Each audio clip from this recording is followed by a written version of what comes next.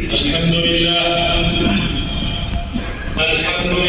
نحمده ونستعينه ونستغفره ونعوذ بالله من شرور أنفسنا ومن سيئات أعمالنا. من يهده الله فلا مضل له ومن يضلل فلا هادي له، وأشهد أن لا إله إلا الله وحده لا شريك له، وأشهد أن محمدًا عبده ورسوله.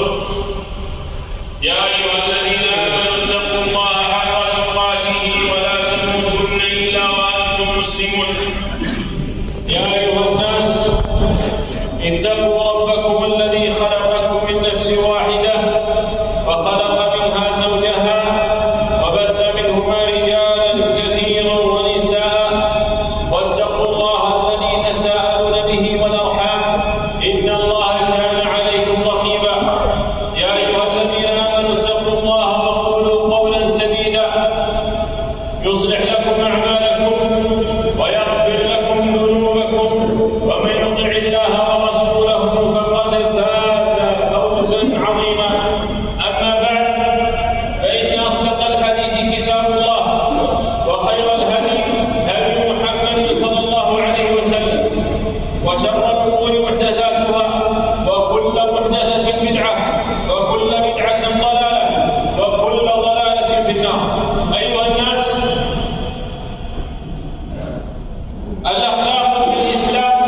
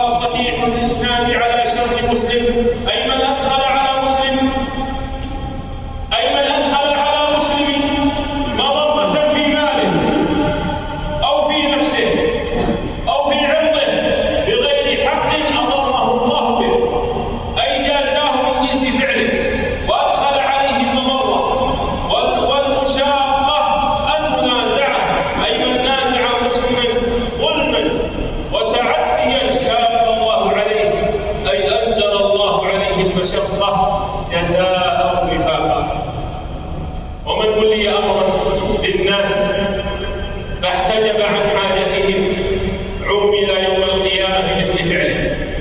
في حديث أبي مريم الأزدي قال: دخلت على معاوية فقال: ما أنعمنا بك أبا فلان، وهي كلمة تقولها العرب.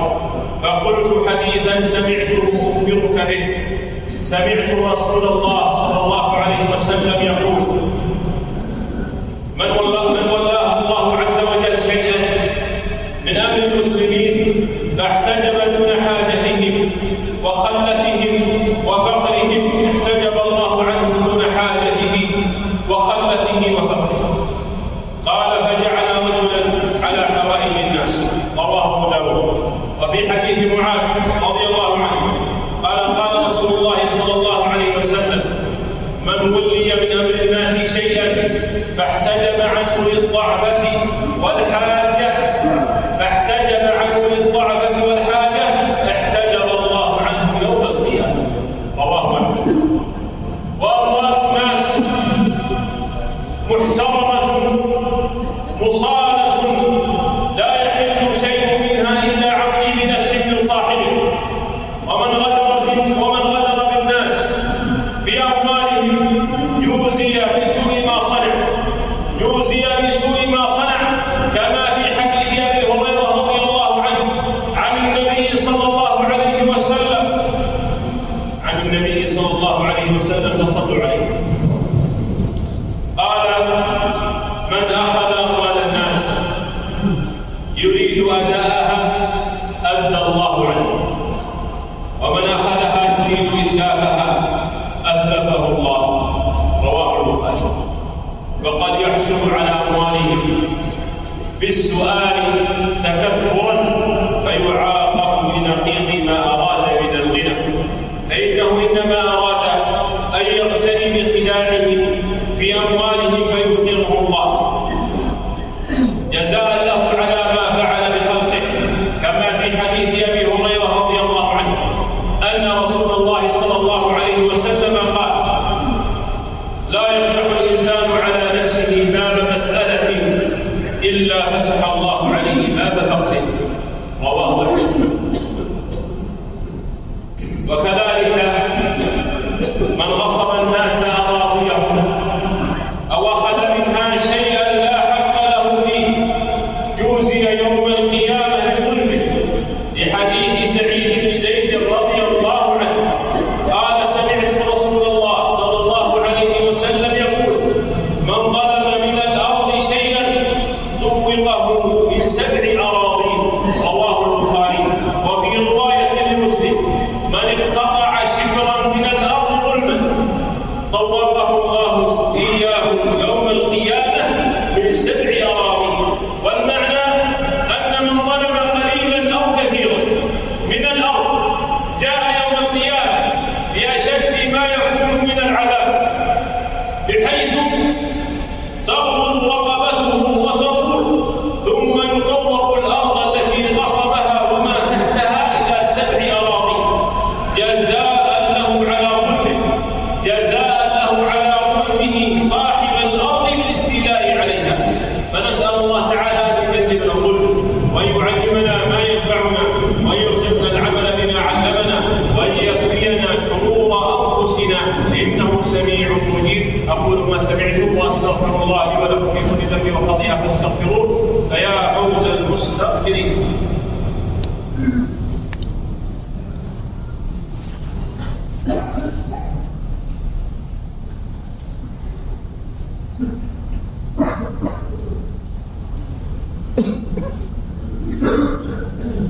الحمد لله حمدا طيبا كثيرا مباركا فيه كما يحب ربنا ويرضى، واشهد ان لا اله الا الله وحده لا شريك له، واشهد ان محمدا عبده ورسوله صلى الله وسلم وبارك عليه وعلى اله واصحابه ومن اهتدى بهداه الى يوم الدين. اما بعد، فاتقوا الله تعالى واطيعوه، واتقوا النار التي أعدت للكافرين، وأطيعوا الله والرسول لعلكم ترحمون. أيها المسلمون، من تكثر على الناس وتزين بما ليس فيه ليفاخر عليهم عوقب بنقيض قصده، لقول النبي صلى الله عليه وسلم: من ادعى دعوى كاذبة ليتكثر بها لم يزده الله إلا قلة. رواه مسلم.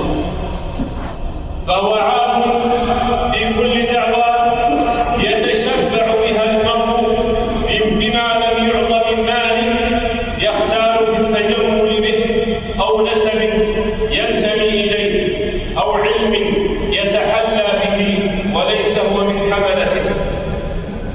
هو من حملته، أو دين يظهره وليس هو من أهله. لقد أعلم صلى الله عليه وسلم أنه غير مبارك له في دعواه، ولا زاك اكتسبه بها. وفي ذلك يقول صلى الله عليه وسلم: المتشبع بما لا يملك كلابس أو بزوس، فمن ادعى ما ليس عنده فضلا عن كونه كاذبا فيما ادعاه جزاه الله تعالى بنقيض قصده ونقصه ما عنده من صنف ما ادعاه. ومن تعلق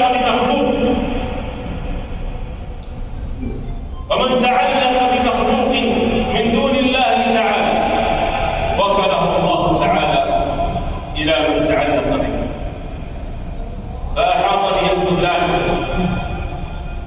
وأصيب بالخسران، لحديث عبد الله بن عكيم عن النبي صلى الله عليه وسلم أنه قال: من تعلق شيئا وكل إليه أو عليه. رواه أحمد. ومن عذب الناس عذبه الله تعالى، بقول النبي صلى الله عليه وسلم: إن الله يعذب الذين يعذبون الناس في الدنيا. رواه مسلم. فينبغي للمؤمن أن يعامل الخلق بالإحسان إليهم، فإن عجز عن الإحسان إليهم كف آذاه عنهم لئلا يصيبه الله تعالى بمثل ما آذاه به، فإن حقوق الناس مبنية على المساحة، وهم يريدون حقوقهم كاملة، وقد يدعون على من بخسهم إياها أو من آذاهم فيها. ومن عامل خلقه بصفة عامله الله تعالى بتلك الصفة في الدنيا والآخرة. والله تعالى لعبده على حسب ما يكون العبد لخلقه. وقد قال النبي صلى الله عليه وسلم في من لا يحسن فعل شيء للناس: كف أذاك عن الناس فإنها صدقة تصدق بها عن نفسك. رواه أحمد. هذا وصلوا وسلموا على نبيكم كما أمركم بذلك ربكم، فقال عز وجل: إن الله وملائكته يصلون على النبي يا أيها الذين آمنوا صلوا عليه وسلموا تسليما. فاللهم صل وسلم وبارك على نبينا محمد. وارض اللهم عن الخلفاء الراشدين الأئمة المهديين أبي بكر وعمر وعثمان وعلي وعن سائر الصحابة أجمعين، وعنا نحن برحمتك وفضلك وجودك يا رب العالمين. اللهم اعز الإسلام والمسلمين وذل الشرك والمشركين ودمر أعداءك أعداء الدين يا رب العالمين. اللهم آمنا في أوطاننا واصلح أئمتنا ولاة أمورنا، واجعل ولايتنا في من خافك واتقاك واتبع رضاك يا رب العالمين. اللهم لا تدع لنا ذنبا إلا غفرته، ولا هما إلا فرجته، ولا دينا إلا قضيته، ولا مريضا إلا شفيته، ولا تائبا إلا قبلته يا رب العالمين. اللهم إنا نسألك من الخير كله عاجله وآجله ما علمنا منه وما لم نعلم، ونعوذ بك من الشر كله عاجله وآجله ما علمنا منه وما لم نعلم. اللهم حبب إلينا الإيمان وزينه في قلوبنا، وكره إلينا الكفر والفسوق والعصيان، واجعلنا من الراشدين